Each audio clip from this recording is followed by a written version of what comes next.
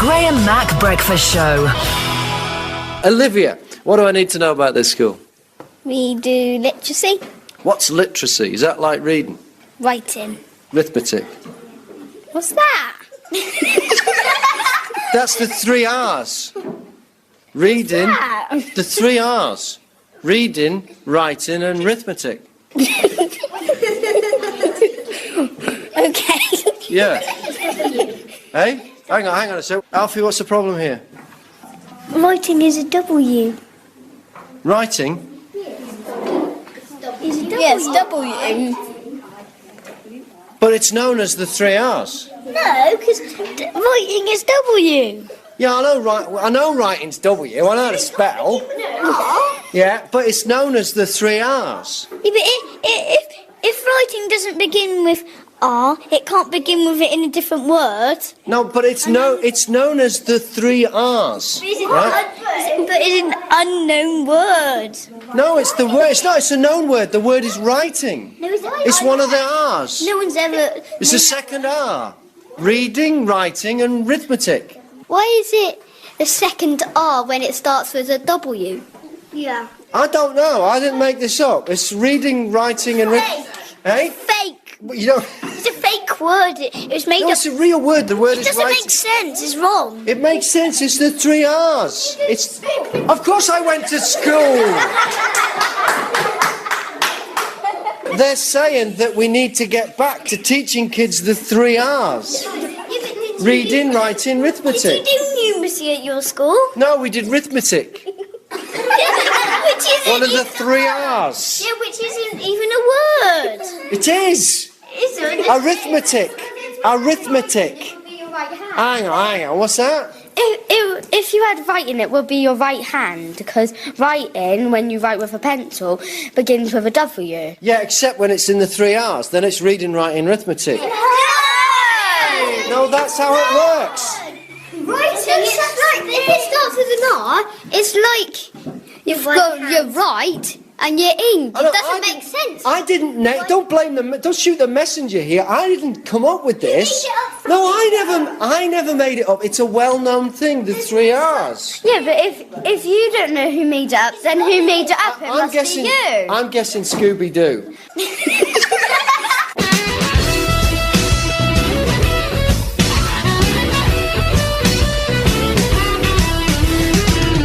There's been an angry reaction to Swindon Town Football Club's plans to sign the former Plymouth Argyle goalkeeper Luke McCormick. He killed 2 young boys in a drink-driving crash in 2008. The first person on the scene was Derek Ballantyne. He's written to Swindon Town, condemning their decision. Well, I spoke to Derek early this morning. I started by asking him to tell me what happened on that day. We were going on holiday down to Cornwall from Scotland. This is you and your wife? Yeah, me and Vanessa. Travelled through the night. When we got round about Stoke-on-Trent Way on that particular day, I was driving behind the Peaks and their Toyota down the motorway. I could see my mirror from way behind this car, Range Rover, driving erratically in and out, weaving in and out lanes and stuff. And the next minute was, he was actually going to run into the back of our car, but I moved over a little bit because I'd seen him. He was weaving into a lane, back out again, and when he passed me, his Range Rover just went suddenly sideways, ploughed straight into the Peaks car and knocked it straight off the motorway. Eventually came to a halt, Mr. McCormick's Range Rover. Me and the wife stopped. We were only witnesses at the time that stopped. Everybody else drove on. Mr. McCormick stayed in his vehicle. I just checked to see that if he was okay at the time, because it looked like more people were in the car, but it was just airbags going off. Anyway, went back up to the scene of the crash. Quite horrific. I know this is difficult, Derek, but what did you see? My wife already had 2 boys out of the car who were alive. She took the 2 boys down to our car out of the way and there was 2 mangled kids in the car, which were the 2 boys. Phil Peake was obviously trapped in the car, couldn't get out, screaming for his boys. Couldn't do nothing for them, tried to get the boys out, couldn't. Just a mess. Eventually when all the ambulance crew and stuff arrived, it was later on then, must have been 2-3 hours later before McCormick even got charged, arrested. He was just sitting in his Range Rover all the time, just smoking cigarettes. I went down to the car, asked him what he thought he was doing. He sort of just, nothing sunk in at the time really, about the whole scene. And did you have any idea then that he was drunk? You could smell he was stinking, his breath from the first time he stopped. He was stinking of drink and like stale garlic and things like that. He wasn't right. He wasn't legless. You couldn't say he was legless, you know. And I mean, even to the time he got breathalyzed, I mean, you're talking 2-3 hours afterwards, and he was still like double over the limit. So, what my point is about seeing him and what went on was that it's not just a case of how he was, you know, just somebody who's accidentally had an accident and, you know, a couple of kids have died. He was drink driving, not oblivious to what was going on. He wouldn't have actually seen. He wasn't aware of what he'd done. When I spoke to the Swindon Town chairman on this show yesterday, he suggested that lots of people make the mistake of having too much to drink and then getting behind the wheel, but luckily this kind of thing doesn't happen. Was Luke McCormick unlucky? No, because at the outcome of this court case and everything, it turned out that his friends and football colleagues from the wedding venue he'd been drinking at through the night realised he'd disappeared and was heading home in his Range Rover.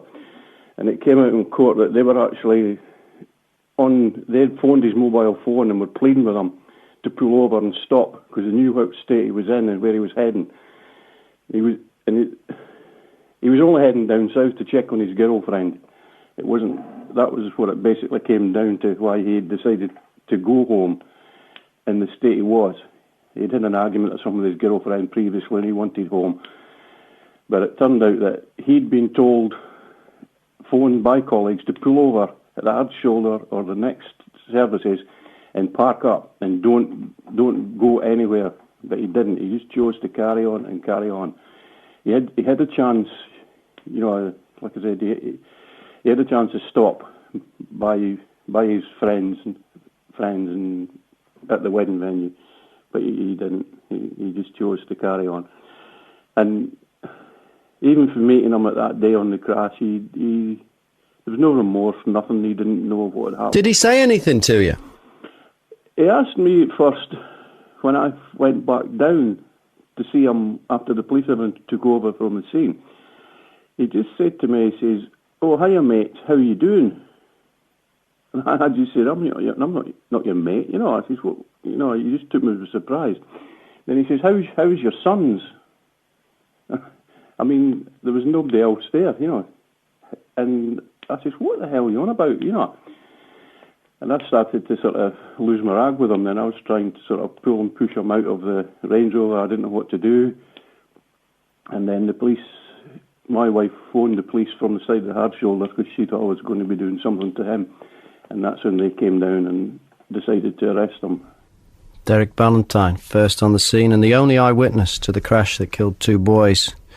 Luke McCormick was the driver of the car, goalkeeper with Plymouth Argyle at the time, and he's on trial for Swindon Town at the moment.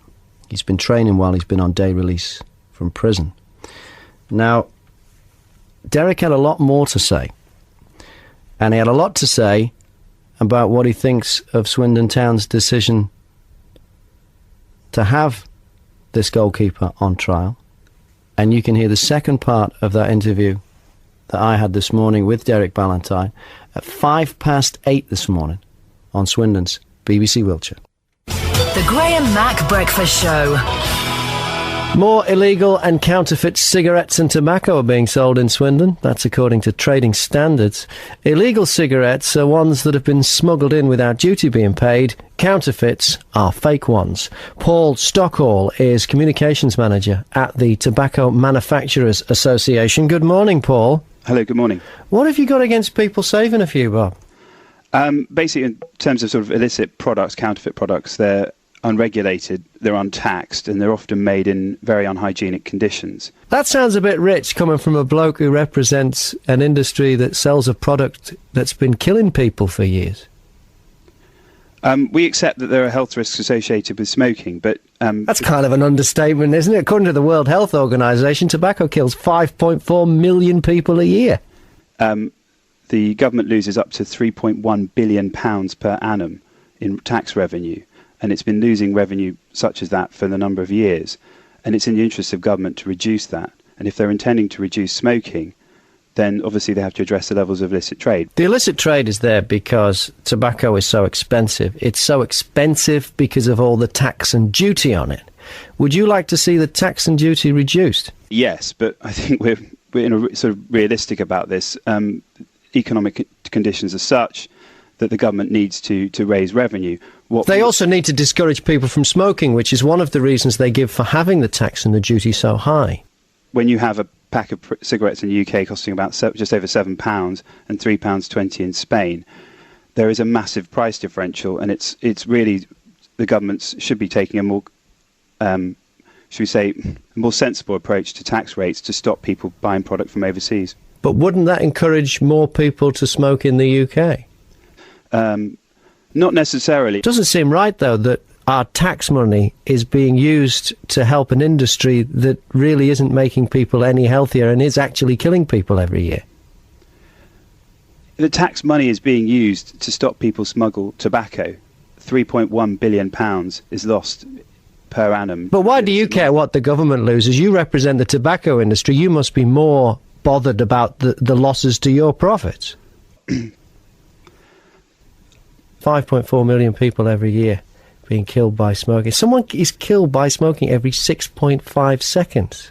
37 people have died while we've been talking. As I say, I understand. I know the health risks associated with smoking. Do you smoke, Paul?